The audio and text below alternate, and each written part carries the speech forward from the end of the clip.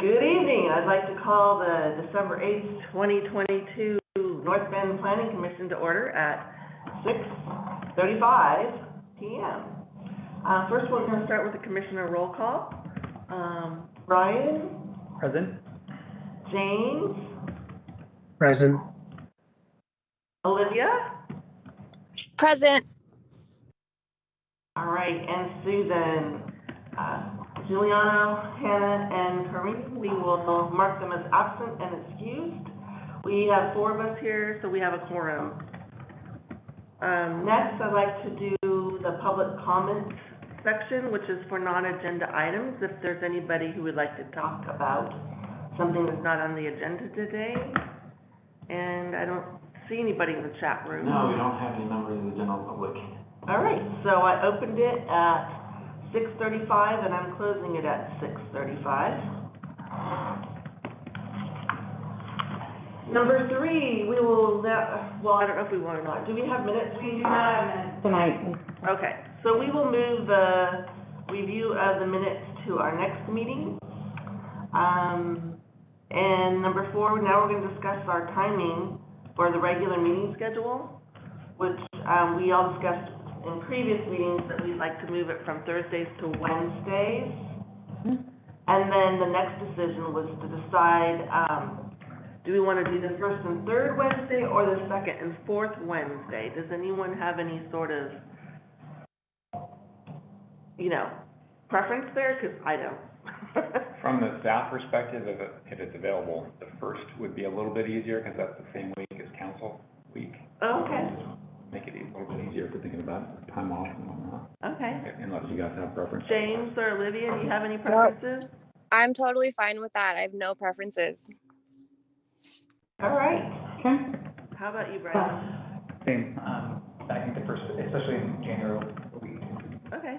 So do we need to make a motion and Sure. pass it? Okay. Would someone like to make a motion to change our time to Wednesdays as well as the first and third Wednesday, starting at 6:30?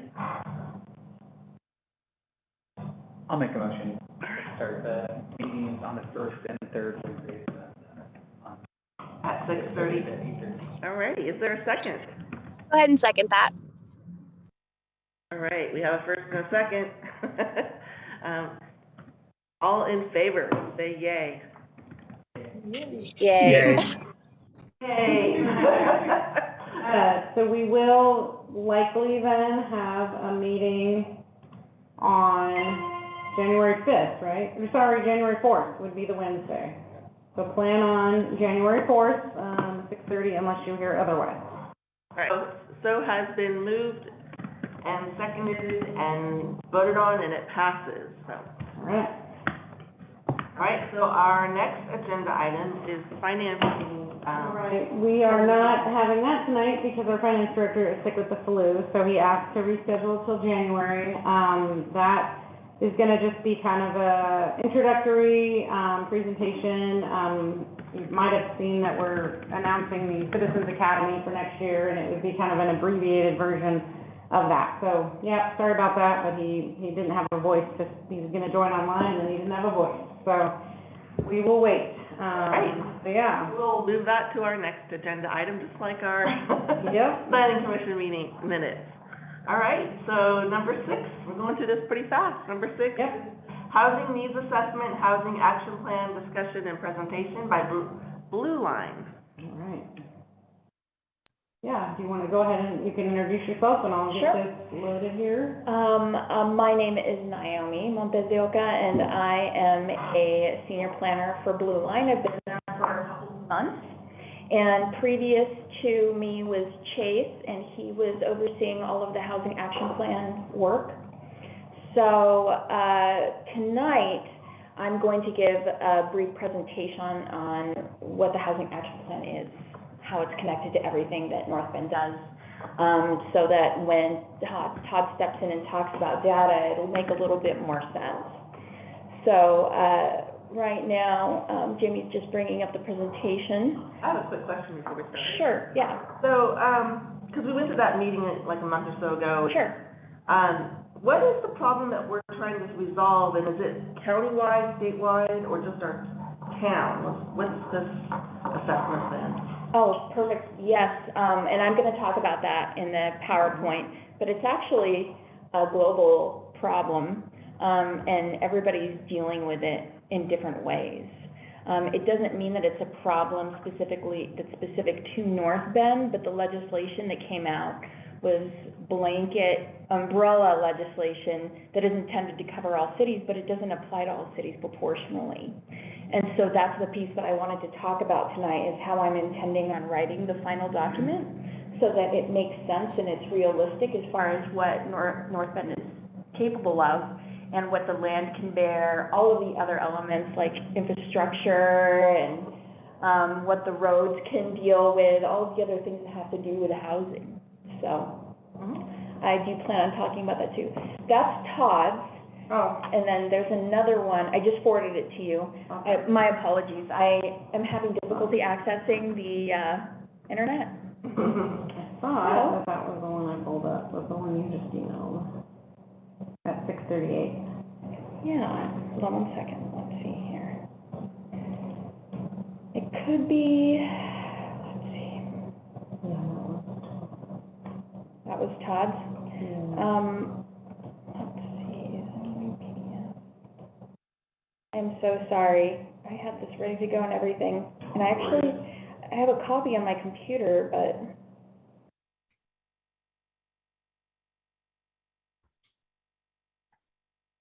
and it's all visual, so intro PowerPoint for December. Oh yeah, that is Todd's. I'm just gonna look up how to share a screen from an Apple computer. Do you know? No, I Googled. I found it. Share Wi-Fi password. I'm gonna forward it to you, it's from December 2nd. So sorry, Jamie. Well, we can't get you on And the it's- Wi-Fi, that's It's really good and worth waiting for. good. I've It seen is. I went through it with Todd. Everything sure made it- sense. Yeah, so part of the reason I wanted to do an introduction, which usually doesn't happen, is because, our personal philosophy is try to take everything that's policy language, things that are data-oriented, and the goal of the intro PowerPoint is to explain things in a way that any person can understand. That it isn't something that makes you feel separate from the process, that you are informed entirely in a way that you feel like you can make an informed decision, that you know all the moving pieces. And there's no need to use big words. I'm against using big words. No, Here you we go. found it, excellent. Okay, so we wanna do the draft PowerPoint, okay? Yep.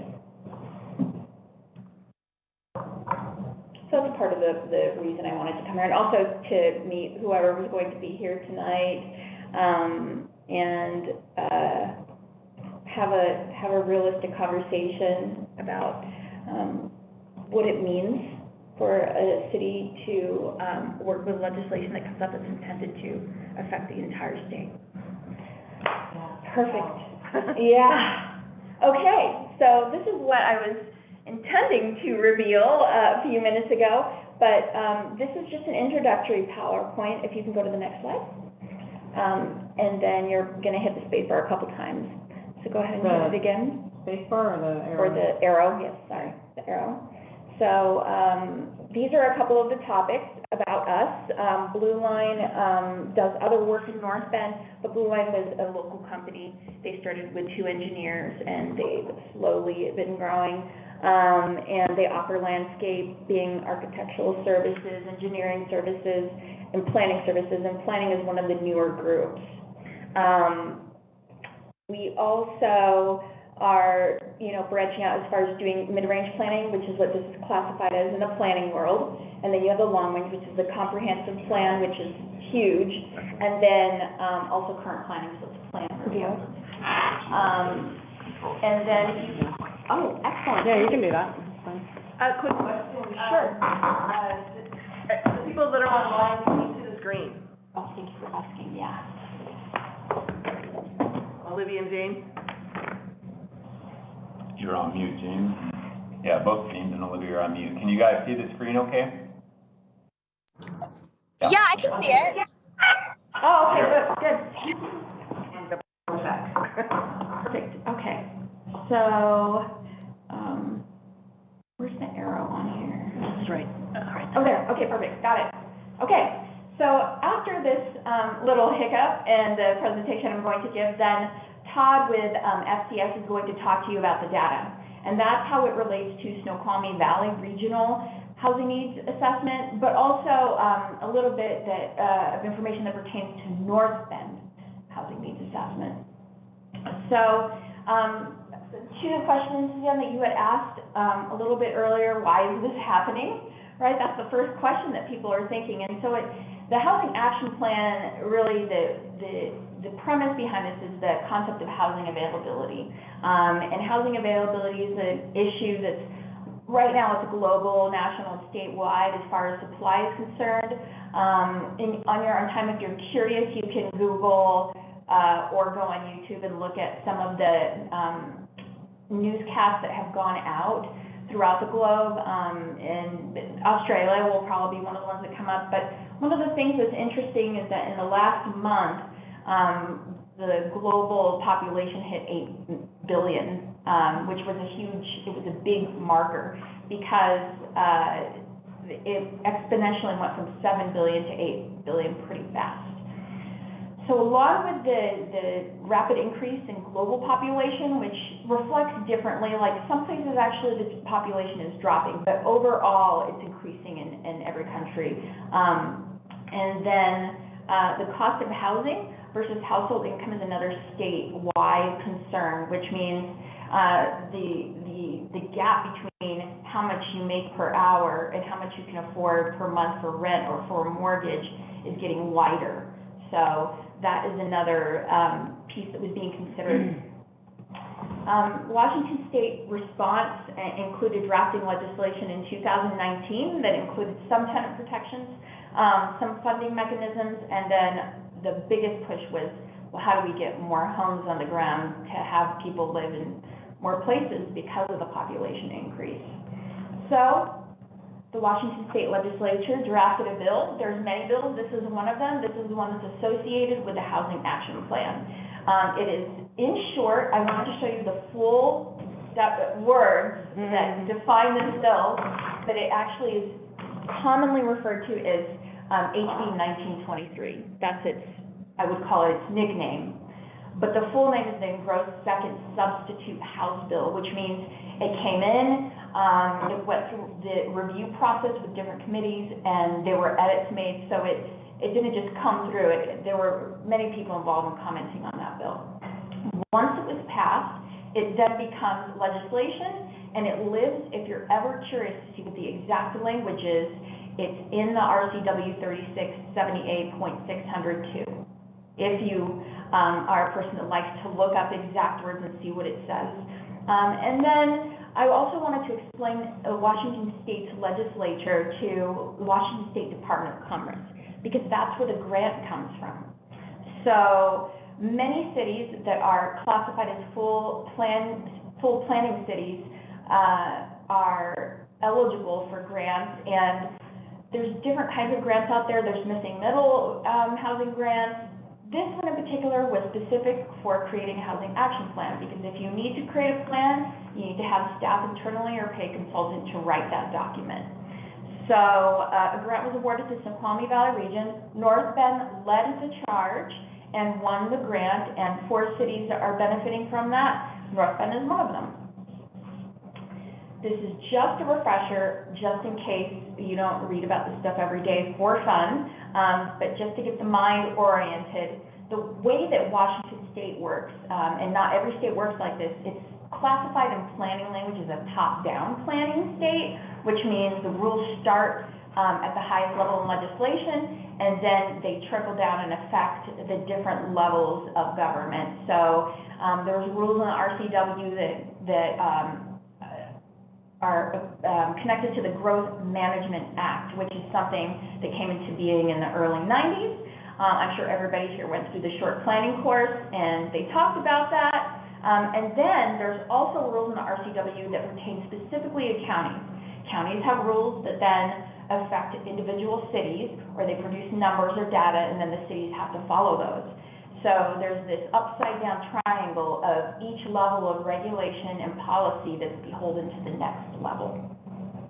That goes all the way down to development regulations. And the reason I wanted to emphasize this is for planners like Mike and Jamie, when they're looking at current planning review, or if anybody have ever wanted to expand your deck, or you're driving down the road and you're like, why is this road so narrow? Why is it so wide? All of those regulations, almost all of them, come from considering specific policy in the comprehensive plan. Housing is a chapter in the comprehensive plan, and the housing needs assessment informs, or is going to inform, the housing chapter of the comprehensive plan. That's the very intimate relationship between those two documents. So you can see here that it actually does two things. So it's not just a policy document, it's an informing document. So to really get going on the comprehensive plan, the housing action plan needs to be completed. Then it also guides implementation and strategies. So it takes it to the next level. It's not policy language saying, these are the things we would like to do whenever it can happen. The implementation and strategy says, these are the things that are recommended to be done based on the feedback of the people that live here, and this is how we plan to implement them in this time period, and this is how we're going to implement those strategies, and then monitor it. So it has some type of accountability. That's the difference between this and just normal policy language.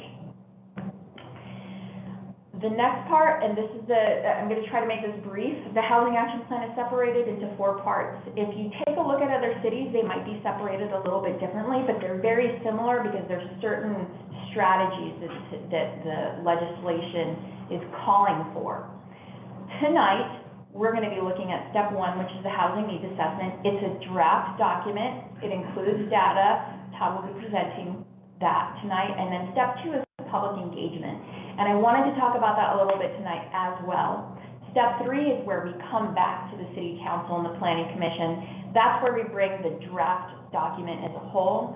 We show you the data that we found, the data that we shared with people, what people said about it, some of the findings, and then we make evidence based on feedback at that point. And then step 4 is where it is offered before the elected and decision-making bodies, and they choose whether or not that the draft that they're seeing is something that they would like to adopt. And that's the goal, is to have it completely adopted by June 30th. And that's the deadline that the state has given us. So a little bit more detail about step 1, which you're going to be hearing from Todd about tonight. That's going to include research that he conducted, that he collected, and that he's going to report to you tonight. Again, it's in draft form. If there's something that doesn't make sense to you, please share that, because this information is important for everyone to be able to understand and make informed decisions about that. And so both Todd and I are open and really want that feedback, because we want to make sure that that's how we're presenting all of this. Public engagement is going to start with 2 stakeholder meetings at the beginning of next year. And for now, we're sharing, which this meeting tonight is part of the sharing. And in every meeting and every time we talk, there will be a PowerPoint like this explaining, this is what it's about, this is why it's happening, this is how you can be involved. And then when people have questions or feedback, we're going to listen. And the important part is not just listening and then making notes to how we're going to respond to it. It's listening and then taking that in and really internalizing it and trying to understand, what is that person trying to say? What is it that they don't understand? What is it that I need to share in addition? And then offering engagement, and offering engagement to anyone. So we have, there'll be stakeholder groups, but then we are also considering putting together a dedicated email address that people can contact us. If they contact the city, we want to constantly collect the feedback from the public all the way through until the final draft is being prepared. Then, along with engaging people, is including them in the process. If someone contacts us and says, I want to be a part of this, they're going to be a part of it. Obviously, Blue Line isn't functioning as its own independent arm. We are functioning as a servant of North Bend, and North Bend city staff serve the public. And so that is the mindset of myself and the staff we have a team working on this, That is our mindset, is we are also an arm of public service. So, along with that is the continual engagement. So if we're engaging with the public, we will always make sure that city staff are also aware of that engagement, and so everything is entirely transparent and shared in a very open manner. So part 3, that's the heavy lift. That's going to be happening in the beginning, in the springtime of next year. That's where we're combining all of the steps, the data gathering, the public feedback, and then policy analysis. And all of that is going to be synthesized, evaluated, and then the draft of those evaluations will be reported back to you. And that's officially when you're going to see us again, is when we have all of this wrapped up together and we say, this is what we found. What do you think? This is what people said. What do you think? Are we missing something? Is there something else you want to know about? Then that draft is submitted to Commerce. They make comments. We get it back. We share it with you. We make revisions. And then after that is when we're preparing to offer it for adoption. And that's where the last step takes place. So here's a quick timeline. Fall 2022 Housing Needs Assessment, that's what FCS has been working on, and that's what you're going to see drafted tonight. Winter 2023 is what we're stepping into tonight when this meeting ends, which is public engagement activity. So everybody that's listening, anybody that watches this recording afterwards, anyone that's just observing, we really, those that are residents of North Bend or work in North Bend, we want to hear from you. We want to know who has connections to the community, how we can reach them. That is the next really big push. Oh, excuse me, let me go back. And then winter 2023, same thing is going to be happening almost at the same time as we're drafting the language for the elements that we know. We're performing policy analysis already. We're already drafting different portions of the Housing Action Plan now, and I'm going to share with you some of the things that I'm going to talk about verbally tonight. I don't want to share with you my draft writing, but I do want you to know some of the topics that I'm considering. I did see a copy of the letter that was sent to Commerce that was on behalf of the mayors and their concerns with the estimated population increases and that those official numbers have not been released yet, and how that relates to the Housing Action Plan and how the action plan can be written so that it's proportional and makes sense for North Bend.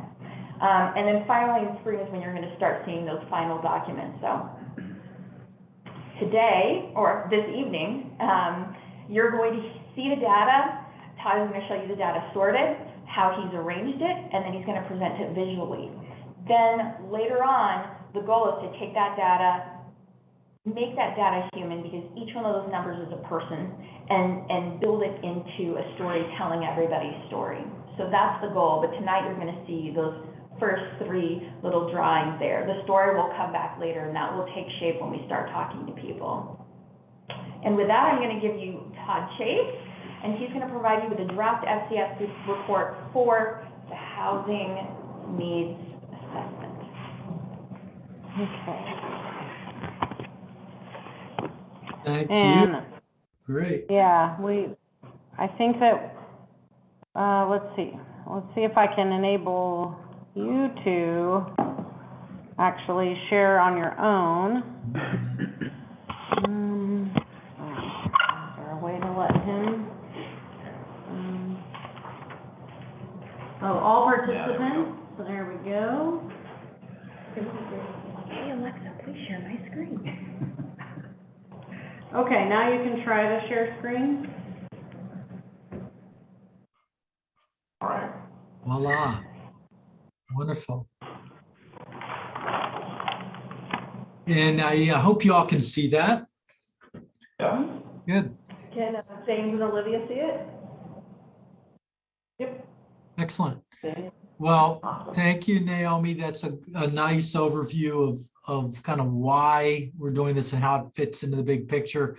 Cities in Washington that are covered by the Growth Management Act basically have to revisit their comprehensive plans every roughly 5 to 7 years and recalibrate it based on growth trends.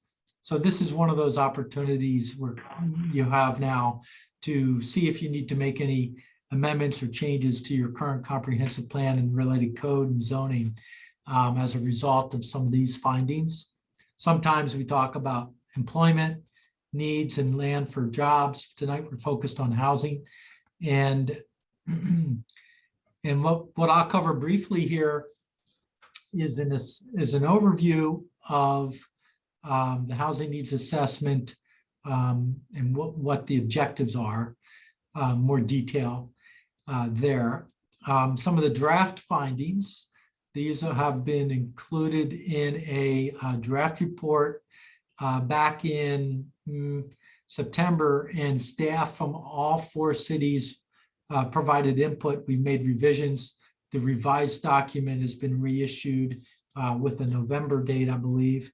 And now we're in the process of trying to finalize that in mid-December, which is coming up.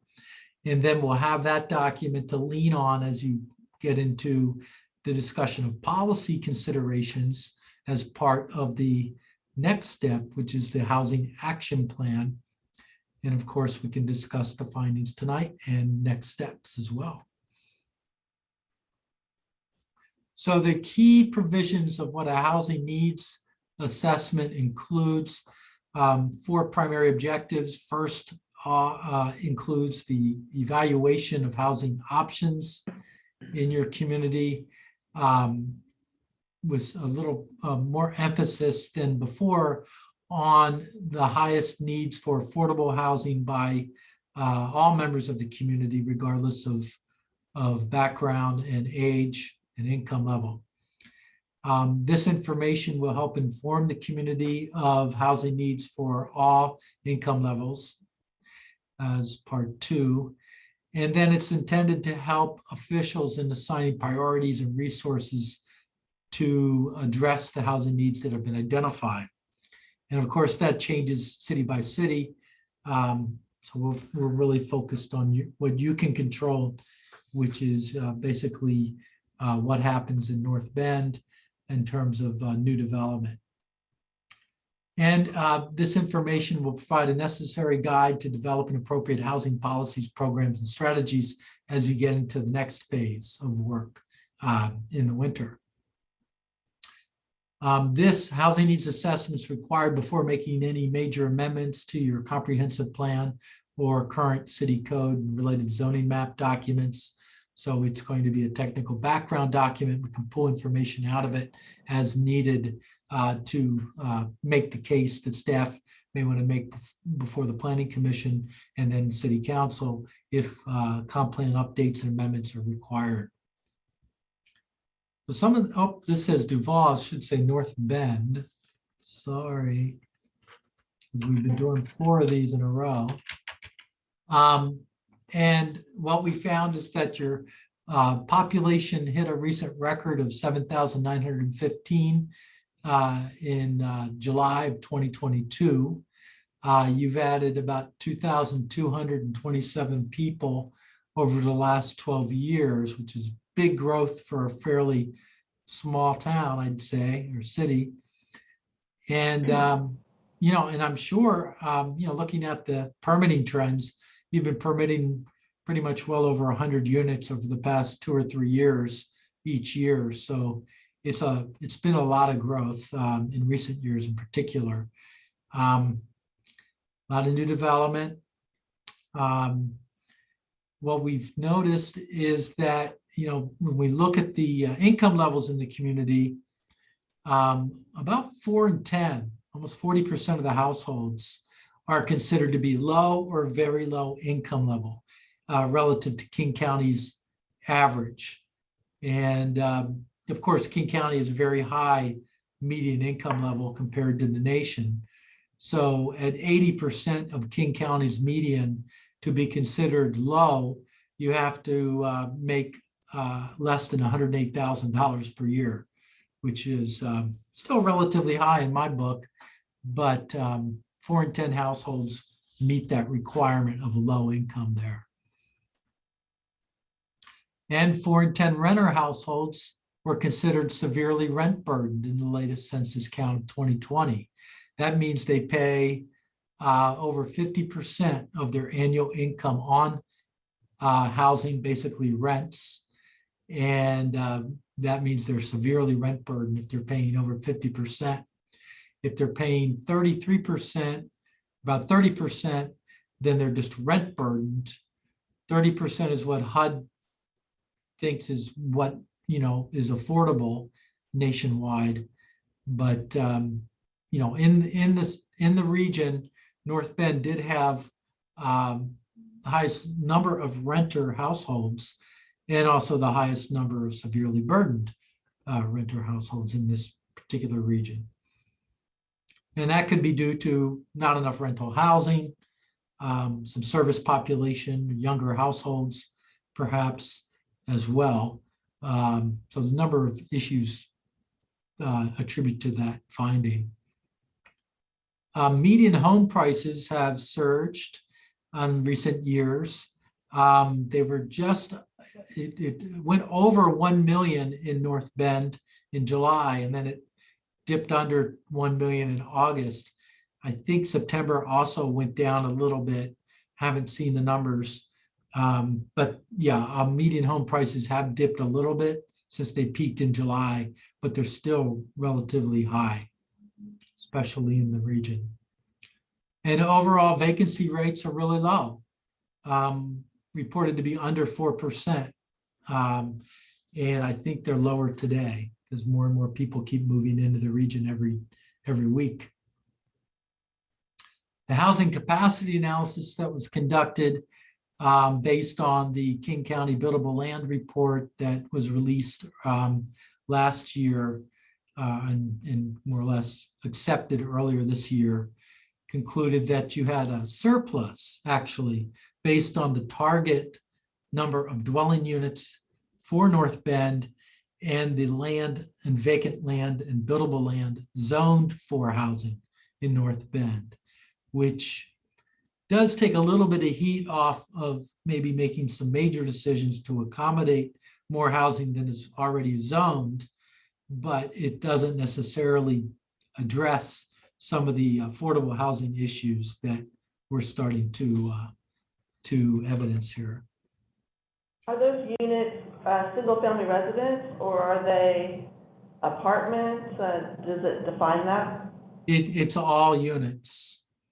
So it's a combination. Single-family and apartments? Yeah. Okay. So it's all units.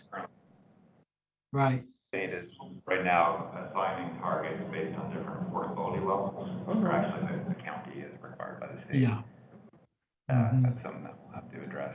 Yeah. Okay. And that's going to be the trick. There are some preliminary numbers that have been coming out of Department of Commerce about affordable housing targets for these, smaller communities, for every community really in Washington. And those numbers have not yet been adopted, but they will be vetted through King County. And then, as you know, there's going to be some allocations, and there'll probably be a period of time where cities can, digest that and try to figure out how to accommodate affordable housing targets if they get accepted, whatever they happen to be. And we're going to talk about some of the strategies cities are using to do that, but it is kind of a step beyond what we know today in terms of what's required by law for North Bend to address. So the 20-year housing demand equates to about 1,741 dwelling units for North Bend based on the latest housing forecasts we've seen that have been adopted and passed through King County.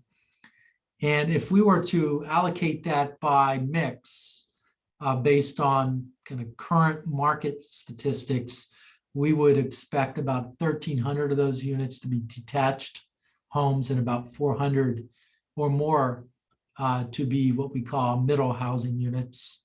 A lot of those could be more affordable than the detached homes, should be more affordable. And that's one way to ensure that you're starting to address some of those affordable housing needs in the community by making sure we can accommodate 367 or more middle housing units under your current zoning. Different types of middle housing that we've seen implemented in other communities could include townhomes, cottages, small lot cottages are clustered on a small lot being, a few acres. Apartments, of course, apartments may or may not be above commercial, but it could be vertical or horizontal mixed use. I know you have some of that now. It may not be 3 levels over 1, but I think I've seen 2 over 1 in North Bend. There might be some other examples as well for mixed use in North Bend. And accessory dwelling units, which tend to be either attached or detached from the main house, usually hooks into the main house sewage and water system. So, can be less expensive to build and to permit. And so to encourage these types of dwelling, middle housing as through any comprehensive plan or zoning amendments would be what we'll talk about in terms of potential actions the city could consider going forward. As we looked at the land capacity and the buildable land report findings, the latest findings, as I mentioned, concluded that within the city, you had approximately 159 acres of buildable residential land under different zoning categories, ranging from very low to medium high, and a net capacity of about 891 units there in that buildable lands. And what the county concluded was that actually your achieved density for the medium low category and medium high category of 21 to 32 units is actually above what they've assumed to be on average in the county and some of the more outlying cities. So you're definitely doing a lot of the right things, I think, in terms of encouraging density in the community in kind of a nice design, I'd say. There's one example there. But I feel like, what they've concluded was that overall, you have a target of 1,748. At the time, they looked at the units in the pipeline, 1,207 units in the pipeline. And so that basically the remaining capacity based on the units in the pipeline concluded that you had a surplus of potential housing compared to the overall target of 350 units. So that was a probably good finding there. So some communities who are working where this is negative, they're going to have to look at ways to annex land within their urban growth areas in a relatively near term. And of course, that comes with a lot of expenses, serving it with infrastructure primarily. It doesn't look like you need to be focused on that. So North Bend gets an A+, 110% in class then. Does that mean we can stop building housing units? North Bend's been doing a lot of the right things for a few North years Bend has now. extra credit for the next test. Yeah. So 20 years, we're good? Well, Well, till the next 5-year update, probably you're good. And then once we see what these affordable housing targets are, of course, we're going to be rolling up your sleeves. So it'd be important to stay ahead of that discussion through some of the recommendations we're going to be talking about as part of your housing action plan. And Those affordable targets are really where the rubber meets the road, because maybe we have capacity for 1,700 units, but if 90% of that is just big single-family lots, that doesn't meet the ability for people to find housing that they can afford. So that's where the county is saying, well, you have to have so many units at this bracket, so many units at this bracket. And that's probably, once we see those targets, where we're gonna have to do some work to make sure that we can accommodate those brackets.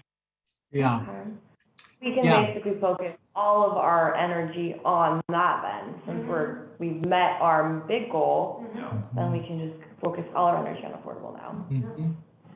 Yeah. Todd, going back to that last slide, I have a question on, when we get to the public, comments and input, are people aware of like where these 1,200 units in the pipeline are? And then like, are we able to share like where this net capacity of 891 actually are located in North Bend? Like, is that like viewable on a map? Because when I first looked at that, like, I was like, wait, well, I thought we had a surplus, but then it's at the bottom where we introduced the units in pipeline. So it's like, oh, okay, so I had to listen a little bit more in order to understand how all these numbers add up together. But I'm a super visual person, and so I don't know if anyone's like me, that would be really helpful just to kind of see like where, everyone can look up this themselves, but seeing where the density is for that 1,200, and then where in the geographic boundary of North Bend is that 891 net capacity located. Yeah. So yeah, one of our previous planners, Jesse Reynolds, had prepared a capacity analysis Okay. a couple years ago. And there's not a nice, easy map to show this is where it is.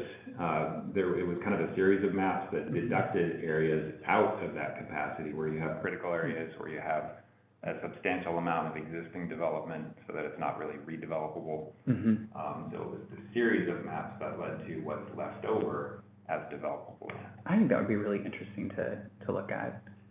That might be something that Naomi can request from King County, since they did the GIS with the city. And they might have the ability to crank out a map that's like a heat map kind of thing. Yeah. Give them I don't know if that opens up a can of worms or anything, but. Well, these numbers came from something. Yeah. Like you said, if you can put it into a visual. Yeah, and that's what we plan on doing. Okay. So the reason I'm not taking notes right now is because it's being recorded. Okay, yeah. And I want to be completely engaged and be listening to everybody instead of taking notes. But we do have, in the next phase, you'll see, we do have 2 team members that are really into data and infographics. And so all this information that you're seeing Todd presenting right now is going to function as an appendix. But there will be a chapter dedicated to the housing needs assessment, and that's going to be all of the visual representation of what you're looking at. So you're looking more at like the sausage being made. Okay, cool, thank you for that. Yeah, you're welcome. So Sorry, Todd. that's great, because we really, that's kind of where it gets interesting. The policy considerations are in the action plan. That's going to be part of the next steps, and jump ahead. Some of those policy categories that we typically use in action plans have been kind of included in the appendix of our draft housing needs assessment, just so we could get input, and we did get input from Rebecca and Jamie, and about which of these policies kind of the city is already kind of spearheaded, and which ones you might want to kind of bring back to the table. And so we do have now a short list of some of these things, but basically the categories include zoning and code changes. And we're really talking about, how to create more opportunities for this middle housing type in the community, because that's really the type that's the most affordable, the most attainable. Doesn't have to be affordable housing, like subsidized government housing necessarily, but it is the most affordable to those low and very low income households. How can we do things to reduce regulatory impediments, make it easier to kind of permit or build some of these types of middle housing? I've seen things like shadow plats, that are done for minor subdivisions, where they can show the location of a future footprint for a accessory dwelling unit, so they don't have to come in and do a survey in the future when it's time to actually add that to the property. So all those things can be done to kind of make it really easy and streamlined for the future. Financial incentives, there are some out there. There's some housing action plan implementation grants. There's some housing and infrastructure connectivity grants. There's other resources that might be available to you once you adopt a housing action plan. Sometimes we can look at tax abatement. I don't know if that's going to be available. If you're under 10,000 total population, you may not be eligible for that one. But, you know, we do see that being used sometimes for multifamily and vertical housing and affordable housing. There's partnerships. If the city has surplus land, or if you can find surplus land, have the right of first refusal on a foreclosure piece of property, that kind of thing. So the city can kind of be right there to partner with a nonprofit or a for-profit developer to deliver a mix of housing. That's one way. And there's a number of custom things that can be done. Education for property owners, how they can do a ADU, how they can get it designed, financed, all that, as well as just education for property owners who might want to subdivide someday, and kind of put them in touch with a local developer that might be able to work with them and do a lot of that work on their behalf. So lots of ideas there. We just kind of wanted to put out some draft recommendations and next steps for tonight, just to get the conversation going. You do have a lot of low density vacant land that may not be totally spoken for in the pipeline. And so, there are opportunities sometimes to look at where you might want to look at maybe some upzoning of a portion of that property to the medium density category, especially if it's close to a major street or a service center or a school. That could be a good thing to do. You could require a mix of dwelling types as part of a planned unit development or a major subdivision. You may not want to require a minimum density number, but you could say, hey, we'd at least like to see some mix of housing. So it can be, you be creative developer. We don't want to all see, standard, 8,000 lot subdivisions, single family detached. We'd like to see a mix. So they can come back and say, well, here's some townhomes, here's some plexes. We ran that through the design and we think it can work. So just the policy that requires a mix could be helpful there. I don't believe you allow long-term renters in the ADUs in the community. There probably aren't too many ADUs currently, but, long-term renters as opposed to, owner occupied, residents or related residents could be one way to help some of the lower income community members that are service workers or younger members of the community to stay in a rental for 6 months or longer. That's an ADU. And other techniques to streamline the permitting process. It's hard to know exactly what that is, but usually staff has an idea. So that's about it. Do we have a rule in our city that says you can't have long-term renters in ADUs? No, I was just asking Jamie about that. I don't think We do say that. we do, I think, say that one of them, either the primary or the ADU, needs to be owner occupied, but we have no way to verify that. And we're supportive of taking that away. So that could be an amendment we look at. Okay. So we can Do we have clarify. a list of, like, in our city, or maybe that's coming, where, of the land that is right now, low, what is it called?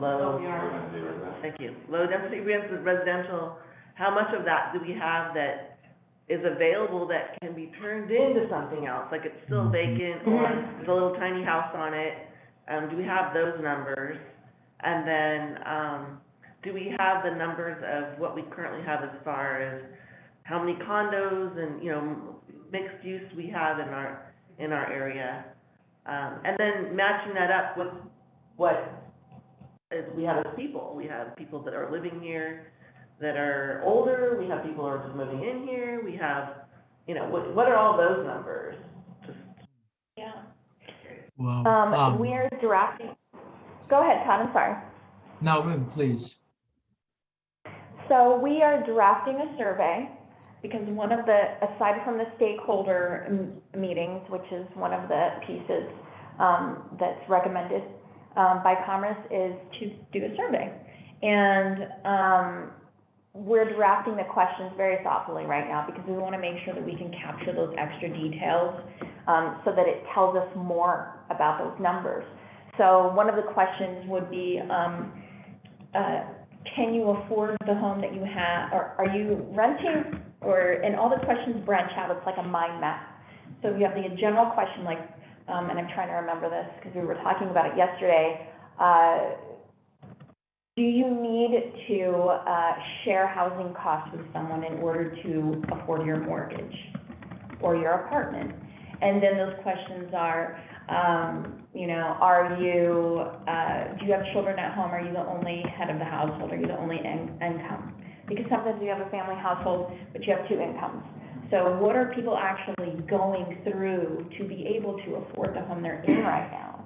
Because that's something that people find personal, some people find shame with having to be able to afford their mortgage by having renters rent out an extra bedroom. People go through so many things, and so we want to understand what is it that you're going through to be able to live in that neighborhood. Did you lose one of the incomes in your home? What are you going through to maintain a healthy life for your family? So, and that's why the public outreach is so important, because those numbers will tell us so much, but then we want to take those and then ask the life stories of the people that live here. And one of the pieces too, if you can think of anybody, we do want to do one-on-one interviews with people. And we want to be able to include their stories as a part of the appendix in the back of the Housing Action Plan. And so if you think of people that would not be able to attend one of these meetings, people that wouldn't be able to fill out a survey or wouldn't want to, the ones that really are maybe more introverted, that we could sit down and have a real conversation with them and ask them, you know, what is your housing experience? What do you have to go through to be able to live here? So I think one of the good ones might be there's some Habitat for Humanity owners. Oh, You that's could good, yeah. You could get somebody like that that's now able to move into a home. But that, yeah. there's also some people that are like longtime Mhm. North Bend residents who are looking at, okay, I'm getting old now, I wanna be able to give some money to my kids, I wanna figure out, make sure that I can retire and not have to be living on the street, so I'm looking for solutions as a longtime resident, and I have some land, or I have an old house. And there's Certainly. those solutions, and then you've got the people that are working, say, at QFC, and they're having a hard, they have to live somewhere else and drive in here. Yeah, that in would order be to- another good interview, is not necessarily people that already live here, but people that work here, would like to live here. Yeah. absolutely, and that's one of the questions that's the first question we're gonna ask. The survey will be, do you live or work in North Bend? Mhm. If you work in North Bend, if you could, would you live here? And back to your question too, I think all that data is available. I mean, it might not be down to the parcel level, Right. but, that will all, I think, there's a lot of that will be in the Right. housing, needs assessment. So even though you have the draft from Todd right now, we're still going to work with him because we're going to start collecting the human stories and then connecting that and confirming those numbers. So there's two members that are part-time helping out on the Housing Action Plan for North Bend, and all they're doing, and they've already actually reached out to Todd, is they're looking at numbers and comparing them and making sure they're accurate. Because we want to really reduce the window of variability there, so we can really have a true story of what's happening. And yes, if you're feeling inspired right now, or if anybody ends up watching this later is feeling inspired, please, please, please email me the names of the people that you think would want to tell their story, because that's, aside from everything else, that's what we need to be able to tell in that document. I could probably get you some connections to teachers. My wife's a teacher at Sequoia Middle School, so she knows a lot of the other staff that live Yeah, locally. There's a lot of it Absolutely. dispersed, that teachers that used to live here have moved away because it got too expensive. Yeah, I mean, that's happening to a lot of people. Be able to interview a high school student, what are you worried about? Do you wanna move out, but you can't? Do you wanna stay close to your family? When I worked for Burien, there were a lot of, populations that had been longtime residents, their families went there and they were agricultural. And when they have these big swaths of land in a developed city, you have sometimes they're approached by investors, and sometimes they can be taken advantage of. I mean, we saw that as city staff can't say anything. I'm no longer officially a city staff person. I can tell you, there were many times I wanted to say something. And so, one of the recommendations, and this is an idea that, Todd will probably bring up too, is one of the services, it could be, simple legal services or legal advice that's offered to residents that are in a vulnerable position, someone that can't really afford to maintain 5 acres of land anymore, but they want to make sure that their grandchildren can be a part of maintaining that property, and how can more people live there, that sort of thing. Yeah. Okay, Todd, I'm done going off on a rant. Well, So there's sorry. there's a lot of information in that document that, that we've drafted. One of the things we've tried to do is look at the available income from different, occupations and how much mortgage they could afford on their own. And that's kind of where you can see that with the average median home price being about $1 million, you definitely need a 2-income family, two good incomes, to be able to afford a home now. And that's where, some of these less expensive, rent or even, plex or even condo options might be needed in the future. And so that's what this chart was trying to say. And and we looked at, North Bend has a big mix of kind of middle and low income families. And so, and then, in the red, extremely low, had the highest percentage in the 4 cities there, about 20%. So, that might be a mix of older residents and younger families, probably. And, we did look at this in terms of like by age group and cohort in the different areas, or, we kind of grouped together the region because all these cities kind of are fairly proximate to each other. But yeah, you have a lot of younger families. And I think that's what's driving up, or driving down the affordability right now. And so these younger families need a place to live. Isn't it too supply and demand? We don't have enough housing, and so therefore all the housing is going up in price because it's not enough. So it just seems like we need a ton of condos or something. Yeah. And, some of these communities like Duval and Snoqualmie have very little rental housing. So therefore they have not much of a severely rent burdened share, but, you do have a supply, and you're kind of supplying the region right now in that area of Snoqualmie Valley. So yeah, that's why the prices are going up. So Snoqualmie doesn't really have any rentals? Not much. Like 1%? Any? Very little. Same with Duval. And so, yeah, I think that's going to be kind of the big challenge now.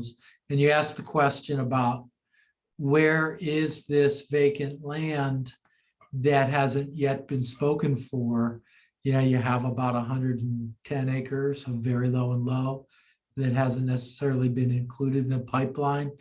And so, yeah, that would be nice to see those maps maybe during the next phase of work, and think about, maybe there's an overlay that could be applied to it that could allow some of the medium densities to occur, if certain conditions are met, without changing the character of the area.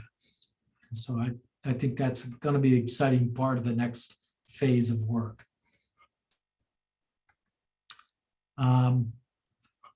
Let's see, yeah, so the next phase includes refining the housing needs assessment report based on comments we receive over the next 2 weeks.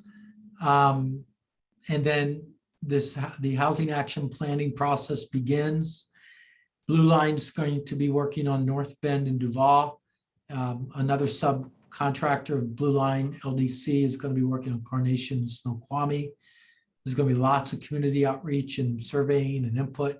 And then the comprehensive plan amendment discussion really gets going, by the spring of next year. And so that's. I have one more question. Mhm. More questions next. So we have the city of North Bend, but we also have people that live in the North Bend address that's part of the county, but not part of the city. So is that being taken into account here?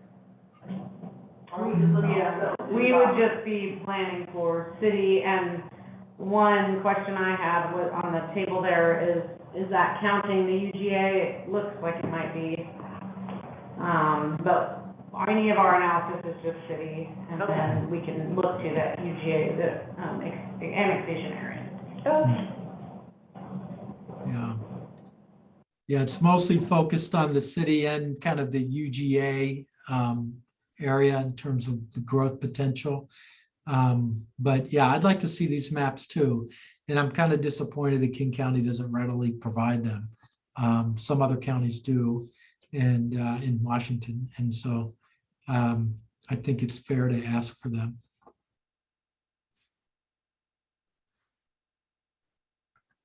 Yeah, so thank you. Any other questions about next steps? So I guess I'm curious, we'll get those affordability targets from King County that define how many units at each bracket we need to accommodate. Are you guys taking that then and putting that into the housing action plan, or is that going to be a separate process later on down the line? That is a very good question. And so the way I spoke to one of my colleagues who's working primarily on comprehensive plan work, and we talked about this today because there's certain elements of the comprehensive plan that are dependent on what housing says, what land use elements say. And so it's difficult to write concrete policy when you don't know what the numbers really are yet. And so this is a very unusual situation. And so the way that I'm going to draft the housing action plan, because we have some time through like doing the work that we can do now, so there's less work later, is putting the language in there is that regardless of the numbers, because you do have to meet those targets, the land can only bear so much. You only have so much land. You have different soils, you have critical areas, setbacks, hazard areas. And so that starts to, yes, maybe that land is buildable, but there's a critical area on it too, which means it's buildable, but only by this much. There's so many other elements that affect that, including access to sewer, places where, yes, you have access to sewer, but the cost is so high that nobody would ever build there. So many other pieces that go into what can you actually do on a parcel, which they both know probably very, very well. When someone sees something for sale and they come in and they're so excited, like, this is where I get to build my dream home. And then they find out that it's going to cost like $100,000 for a sewer connection. And so it kills the dream. So I won't be able to speak exactly to every single parcel in the housing action plan, but that is going to be discussed in there. Like, yeah, if we have the numbers, then it will be discussed in the housing action plan. If we don't have them, I will speak to, and they're always going to look at it first. Like, nothing is going to come out until they both see it. But these are the estimated numbers that we have right now. Those may change. Regardless, this is the actual physical geographic capacity of North Bend. So you have the tipping point, and so no matter what happens, like, you've got the physical tipping point of what North Bend can supply. And so that's going to be mentioned in there as well. I have a feeling this grant expires in June, I believe, is the deadline. So, Right. we're not gonna probably know, by then what the actual targets are. Yeah, so it's kind of like, when you have the unknowns, you assume the maximum. And then you know that this is the maximum capacity. And the report will say, like, after we meet with everybody, these are all of the different things that were considered. These are the things that were eliminated because it's impossible, because it just physically can't happen in this location. And then what you have left are the maximum capacity that North Bend can provide, regardless of what numbers you're gonna get. So that's the assumption. There'll be an assumption paragraph, and those are the assumptions that are going to be made. Is absolutely maximum, how much can North Bend take before it reaches like a tipping point? So you'll actually be coming back with specific recommendations in the Yes. housing action plan? Okay. Yes, Yeah, that'll be helpful, because I think yes, it's always one thing when it's just sitting out there in kind of the nebulous data world. It's Yeah. another thing when it actually has to hit the political fan. And then suddenly Yes. the community sees, oh, I have, nice single-family neighborhoods all around me. I don't really want to increase the zoning to accommodate more housing. So that's where you guys are gonna have to comment. yeah, and that's where the storytelling comes in, because it's not us telling them, or even the legislation. The legislation is like, you might have this problem, it's everywhere else. Make up a plan of how to deal with it, basically, in layman's terms. And so it's more, and that's why we really want to connect with the public, because it's like, we just want to say, here are the numbers. These are the stories of the people that live here. How are you going to take care of your own people that live here right now? Their kids, their grandkids. So, we really want to frame it so it's like a real thing. Like, yeah, the zoning might have to change. Yeah, and just one point, the affordable housing, they're not even targets. They're like goals and lofty goals at that. So we're not gonna be able to change density and do all these things to be able to accommodate all of that affordable housing, just so you guys know. It won't happen. So the need is too great. So what we have to show is that if projects come in the door, which take a lot of funding that we don't have, that we could say yes to those. So we've seen a few, Habitat, we have River Run Apartments.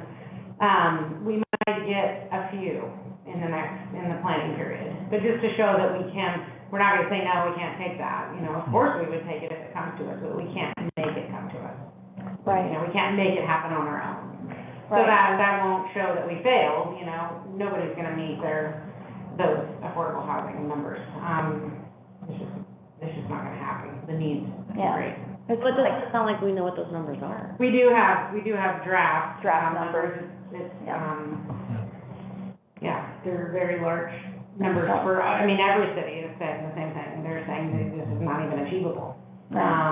It shows the need, and it's not achievable. So we just need to get an A for effort then? Basically, and we're sitting in a good position, like they said, we have capacity, and we allow the density, and we allow those types of projects, and we can work on incentives and ways to entice those to come in the door, and we can put forth a little bit of money, but, we need more funding too to make those projects a reality, so. Right, and that's gonna be mentioned as well, so. Yeah. So what happens when, James, go ahead. Yeah, with that in mind, I guess, is it true that is there any risk to not hitting those numbers? Is there any risk to, if we're putting in the effort to bring in that affordable housing, taking those steps to show Right. that we're not keeping that away, is there any risk on the city's part if we don't show any growth in that range? There's essentially no teeth behind it. Just that we have to show, in our policies and in our goals that we would like it and be able to accommodate it, but there's no.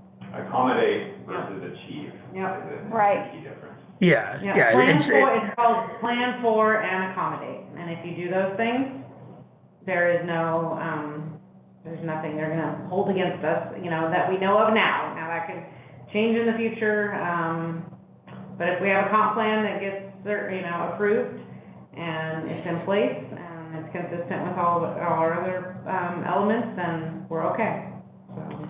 Yeah, and I can actually share a real life story of this happening to a city that desperately wanted to have the right regulations in place for a new development that's coming in, and they can't. Because, and the reason I know this is because we're working on their housing action plan. All of the policies, they started in an earlier phase than North Bend, and so they're closer to the finish line. And so all of the recommendations that I'm going to be making is going to encourage the amendment to the regulations that would allow for this developer to build what they want to build, which is an amazing proposal. But right now, the way the regulations exist and the policy exists, they can't do it. So there's no way around allowing for something that zoning or other regulations don't allow for. And that has to do with state rules and property law, and so there's all these other things that ties the hands of the planners. And so all of this work and the policy is really for that one moment where somebody comes in and says, I want to build this, and the people that live in that city want to see that happen. And so the planners aren't in that horrible moment, which we've all experienced, which is access denied if the policy set or the regulation says you can't, even though we all really want to see it happen. So all of this work is to just not have that 5-minute conversation where that developer or that nonprofit developer, whoever wants to do something, and we unfortunately, or they unfortunately have to tell them no. It's preventing that no from happening. Yeah, that's a good way to put it. Mm-hmm. Do you have something else, or? Yeah, I was gonna say, so you talked about like finding the numbers and like taking us to capacity, basically, like what the land can bear. Mm-hmm. And then what happens? Like once this is it, this is our max, it's only the year 2022. What happens in 15, 20 years? We're already over. Is this like one of those things where you do a really good job at work, so they give you more work? I'm sorry, I shouldn't be laughing. Sort of. Yeah, you know, and I have been trying to understand this more at a global level, like how are other countries dealing with this? And there isn't really a good answer. There's economists out there and social scientists that have these theories that they call the tipping point, like the population only reaches a certain level and then it can't go any higher. Like there's so many far out theories out there, and so it's kind of, we want to be prepared, but we have no idea what's going to happen in the future. And so You have a little bit of a different context in North Bend, though, in that we're surrounded by protected public open space. yes. So our urban growth boundary is kind of solid, and it's not going to expand over time because you're up against Forest Service land, and that's not going to convert to single-family residential. So then, is there gonna be a meeting in 25, 30 years where we're Right. like, we're done, sorry? So what we're tasked to do is plan for 20 years, that's a comp plan, and then always be planning for 20 years ahead. That's the idea. It's never going to Well, end. I mean, you know.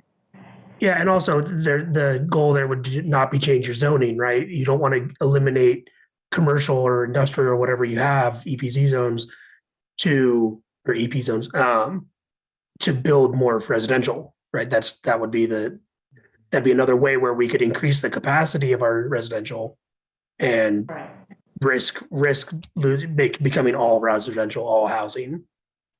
Mm-hmm. Yeah, you want to balance, and you can definitely justify that. And our form-based code downtown that we adopted, I mean, there's huge potential there for a lot of density and a lot of units to go in. So, we'll see. I mean, yeah, it's hard to predict. But they just asked us to kind of plan for 20, and then and then 20, those planners, because I'll be retired, we'll plan for 20, and, you know, on and on. Yeah. Kind And then of the is a updates scary are, thought, but it is, yeah. yeah. And there's an update every 10 years. Mm-hmm. So you're planning for 20, but you're updating every 10 years. Yeah. And when it says, I mean, max build out, I think it's that in right now, the snapshot right now in time. And then 10 years will be max build out, you know, snapshot in time. Max build out meaning under your current zoning, you know, if everybody built 4 units per acre on their lot, that would be the max. It's not really like max, we're done, there's no space left necessarily. It's based on that zoning, and then that zoning can change. So, all of Silver Creek could go, you know, 8 units per acre or something, and you'd have some of those lots infill, stuff like that. Yeah. How are you done with your presentation? Yeah. Yeah, that's pretty much it. I mean, I'm Okay. gonna be involved in, you know, when questions come up in the future, of course, and, you know, we have experience in working on housing action plans in many states, not just Washington. But so we have experience from, you know, what other communities are doing. It's kind of innovative in places where it's really hard to build housing, like Jackson Hole, Wyoming, and, you know, Bend, Oregon, and, you know, where they actually are being very proactive, requiring developers before they get annexed, that they will provide 20% of the dwellings will be, you know, will be at 80%, you know, deed restricted. And so, you know, so there's information out there. Every community, all we want to do is kind of put all the options on the table, have the discussion with the community, you know, what do you think is fair and appropriate for North Bend? And then, you know, you can make those types of changes. Right. And and the housing action plan will be drafted in there. There'll be a small chapter that isn't required by the state, but it will be written so that it allows that connection to the comprehensive plan and all the future work that is going to be done here, so that it maintains that connection and informs, like, these are the unknowns, but this is how it's connected to everything else. So that it allows for then whatever is happening in the future to be able to refer back to that. Thank you, Todd. Thanks for your time. Good to meet y'all. Thank you. So are we done with this particular part of the meeting, or? Yeah, I guess, next steps would be, if we come back and have a public engagement meeting, we have our survey, we're gonna add some stuff to the website and kind of get that up and rolling with the survey, so there's more to come. We don't have dates picked out exactly yet. Did you wanna give them your email information, so if we know people, we can email you? Yeah. Absolutely. We are working on it. We need to double check and make sure that on our cybersecurity side that we can do it, but we were thinking of having a dedicated email address, or if North Bend wants to do that, where all the emails that have to do with this can all come into one place, and then they can be, because that's a way to collect public information. Because we're consultants, you know, it's an hourly billing rate, and so I also am thinking of ways like, how can we encourage public engagement without having 3 staff, everybody paid per hour to come down here? And that is the best kind of public engagement, doing an activity. It's like, how do we do it and still have the real true human connection without it costing more than what North Bend can afford, really? So we're trying to keep that in mind too. How do we efficiently connect with people? So as far as interviewing people, we want to schedule them all on the same day, so there aren't multiple trips coming out, and we'll limit the interview to a certain period of time. And maybe some could be online. Yeah, we could do interviews online, we can do them on the phone. Yep. Ideally, so if you start talking to people, if you're at the grocery store and it comes up and you tell them, wouldn't you be interested in talking about this, is we want their photo. Because the front of the document, and this is all proposed, it can be changed, whatever, you know, this is something that also isn't required, but if North Bend leadership wants to see it, we want to feature them up front with the executive summary, where you have a photograph of the person that was interviewed, what their housing experience is, or that they would like to live in North Bend, and quote them and have a brief snippet of their story up front at the beginning of the document. Like, these are the people that we talked to, these are the numbers that we found, so that it really starts with it telling a story. So if this document is sitting there 5 years later, somebody new comes in, you expand your staff, which is part of the recommendations, that they can open this up and be like, oh, okay, these are the people they talked to, these are all of the other feedback that we got from the surveys, like, this was like a real thing that happened. With photos, I think. With photos. Especially, it would be really great to have somebody from the grocery store, because somebody's gonna recognize that person. It's, oh, I know that person at QFC, and it would make the connection more. Yeah, your favorite barista. I mean, I have like daily conversations, like the people that you care about and are important to you, talk to them. Like, what is your experience? Do you wish that you could just walk to work? Why not? Or if you do, like, how do you do it? So, yeah. Okay, you guys have anything else? Does anybody have anything they want to talk about, commissioners? I like your decorations there, James.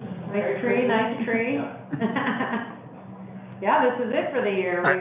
I did all of it. Good job. You want to come to my house?